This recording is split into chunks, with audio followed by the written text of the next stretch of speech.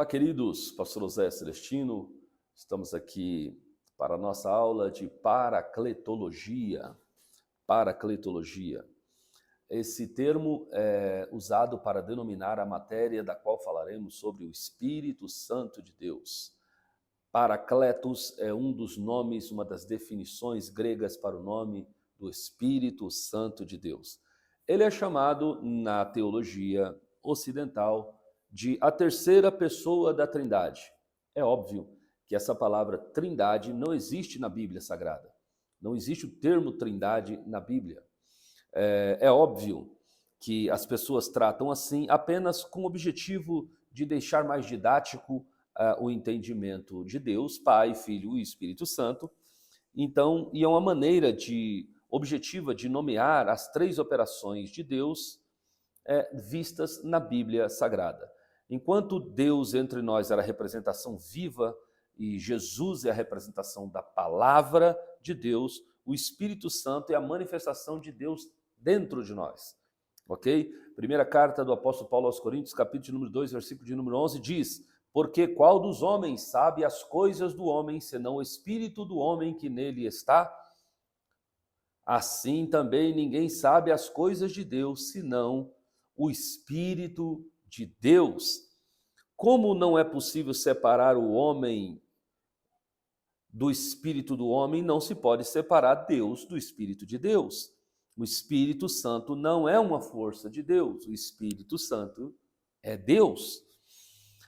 Gênesis capítulo 1, versículo 1, mostra a primeira aparição do Espírito na Bíblia. Diz o texto: no princípio criou Deus, o Pai, os céus e a terra.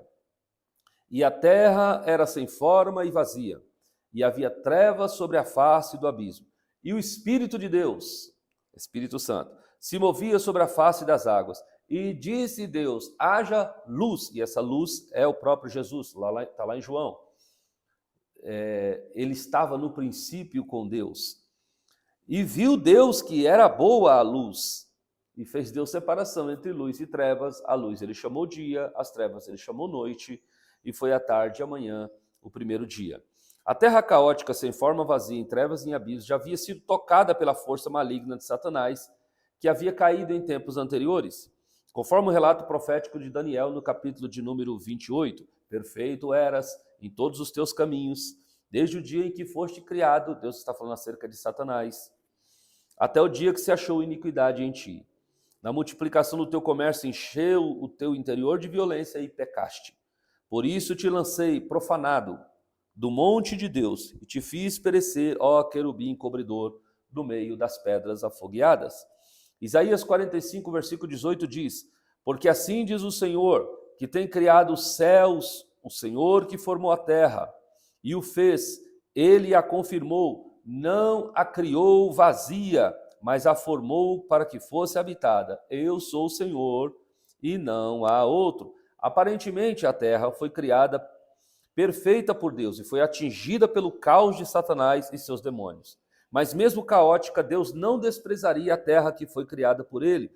E o Espírito de Deus, então, é colocado para pairar sobre a face daquela terra caótica, pairar sobre a face do abismo ou do caos. Podemos então intuir que o primeiro ministério do Espírito Santo na terra foi a de gerar, através do movimento, uma preparação para que a terra pudesse ser de novo aquilo que ela fora um dia. Um dos manifestos mais importantes do Espírito é justamente na área da regeneração, ou seja, o renascimento, passar a limpo. Essa obra de regeneração, aliás, será a tônica do seu trabalho na vida do pecador, depois da morte de Cristo na cruz do Calvário, na chamada Nova Aliança. A meu ver, gerar através do movimento ainda é a obra do Espírito Santo bem presente nas nossas vidas. Vidas estão sendo poupadas, mesmo vivendo sob o caos, a fim de que Deus um dia entre em cena, brade o grito da criação e diga: haja luz. O Espírito Santo está protegendo essas pessoas e essa proteção do Espírito é denominada como gerar de Cristo, esse gerar do futuro que Deus fará com aqueles que ele trará ao conhecimento de Deus. O Espírito Santo no Antigo Testamento. Lá em Gênesis capítulo número 6, versículo de número 13, é um versículo tremendo.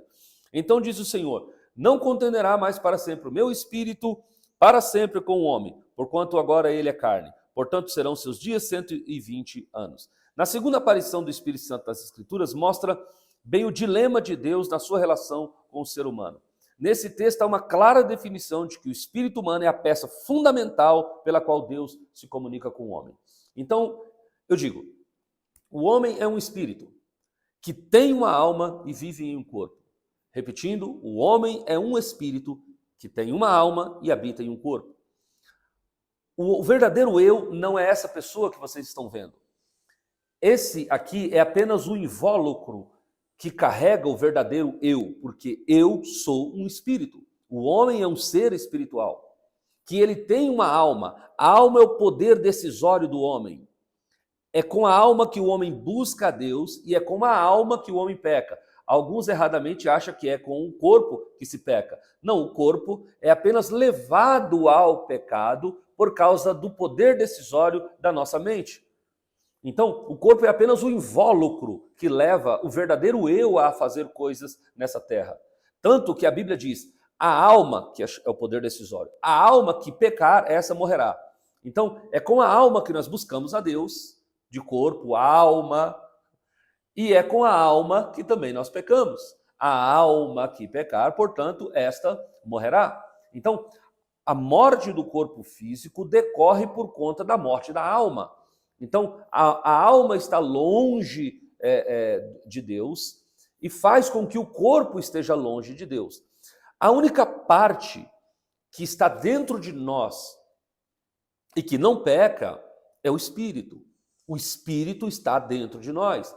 Esse Espírito foi soprado por Deus logo que criou o homem. Lá estava o boneco de barro e lá estava dentro uma alma ainda não viva.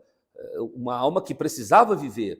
E quem faz esse papel é o sopro de Deus. E a Bíblia diz que Deus soprou nas narinas do homem e o homem foi feito por causa do sopro de Deus, que é o ruach de Deus, que é o Espírito de Deus. Por causa do sopro de Deus, o homem foi feito uma alma vivente. Então, veja, o homem é um espírito que tem uma alma e habita em um corpo. No momento que o homem está longe de Deus, o espírito está inócuo. O homem espiritual está inócuo.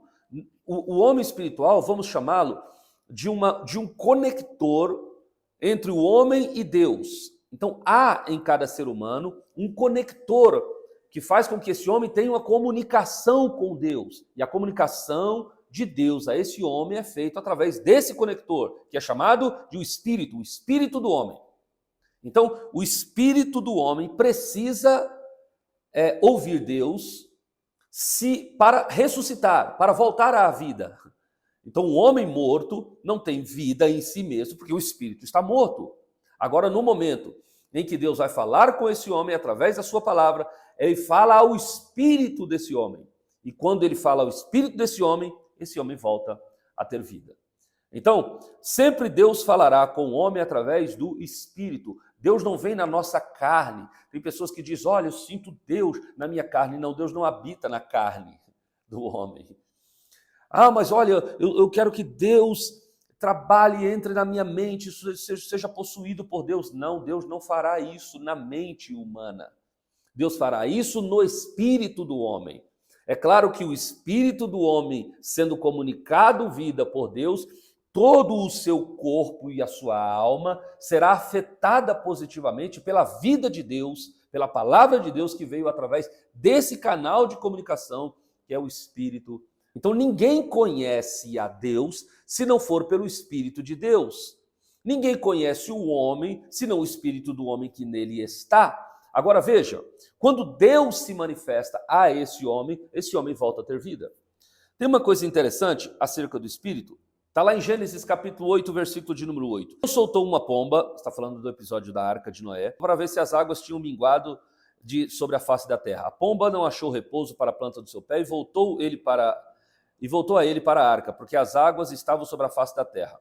E ele estendeu a sua mão, tomou-a e recolheu-a consigo na arca. E esperou ainda outros 7 dias, tornou a enviar a pomba para fora da arca. A pomba voltou a ele à tarde, e eis arrancada uma folha de oliveira no seu bico. E conheceu Noé que as águas tinham minguado sobre a terra. Ainda esperou outros 7 dias e enviou para fora a pomba, mas ela não tornou mais a ele. No dilúvio, após cessar a chuva, veremos esse episódio narrado em Gênesis 8, que revelará a obra do Espírito Santo prefigurado nos 3 voos da pomba. Primeiro voo. Na primeira vez que a pomba sai, ela não acha lugar para pousar. Isso revela a manifestação do Espírito diante do caos, naquela terra sem forma, vazia e em abismo. Segundo, da segunda vez a pomba volta com ramo de oliveira. Isso revela uma manifestação do Espírito temporária e esporádica na terra, instruindo pessoas, revelando a vontade de Deus aos homens e outras funções do Espírito. Mas esse Espírito sempre retorna à arca, que é o céu. E o terceiro voo da pomba, a pomba não retornou mais. Isso revela a descida do Espírito Santo que foi soprado nos discípulos enquanto eles estavam escondidos e amedrontados numa casa, logo após a morte de Jesus Cristo. A manifestação posterior da forma de pomba no cenáculo de Jerusalém foi uma espécie de estreia do Espírito Santo entre os homens na terra, e nunca mais ele saiu da terra. Nós somos, portanto, o templo e a morada do Espírito Santo. O Espírito Santo só está na terra por causa e através do seu povo escolhido. Por isso que quando Jesus vir buscar a sua igreja, não terá mais o Espírito Santo na terra. Por quê? Porque o Espírito não habita em coisas. O Espírito Santo habita em pessoas. Então, se tiver homens e mulheres, o Espírito de Deus habitará dentro de nós. Por isso que nós não somos só templo do Espírito Santo. Qual é a expressão templo e morada? Templo é algo que a gente vai de maneira esporádica, com o objetivo de fazer uma adoração, de prestar um culto e voltar.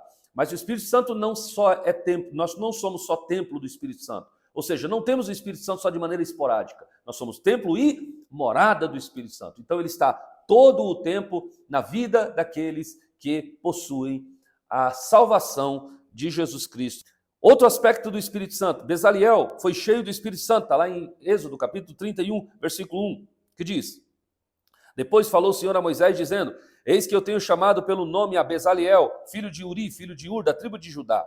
E eu o enchi do Espírito Santo, do Espírito de Deus, de sabedoria, de entendimento e de ciência, e em todo o lavor, para elaborar projetos e trabalhar em ouro, prata e cobre, e lapidar pedras para engastes e entalhes de madeira para trabalhar com todo o lavor. Eis que eu tenho posto com ele a Oliabe, filho de Aizamaque, da tribo de Dan, e tenho dado sabedoria ao coração de todos os que são hábeis, para que façam tudo o que tenho ordenado. O espírito capacitador enche Bezaliel de sabedoria e inteligência para realizar coisas que não estavam nele anteriormente. Então, o Espírito Santo de Deus, nesse sentido, é um espírito de capacitação. Veja, não eram trabalhos empíricos, ou seja, não estava nele. Essa habilidade veio a ele por causa do Espírito. Então, o Espírito Santo de Deus, ele também nos habilita a fazer coisas que não estávamos habilitados de maneira empírica para realizá-los. Hoje, ao redor do mundo, filhos de Deus têm tido ideias brilhantes, descobertas extraordinárias, contando com essa unção disponibilizada pelo Espírito Santo. Por isso, acreditamos que ainda hoje é possível receber do Espírito tal capacidade, porque ele é Deus e, como tal, não muda e continua o mesmo. No próximo volume, nós falaremos sobre a obra do Espírito Santo na vida do homem, como ele nos capacita com os dons espirituais. Falaremos sobre os dons do Espírito e sobre os frutos do Espírito nessa nossa abordagem acerca de paracletologia. Até o próximo bloco, em nome de Jesus.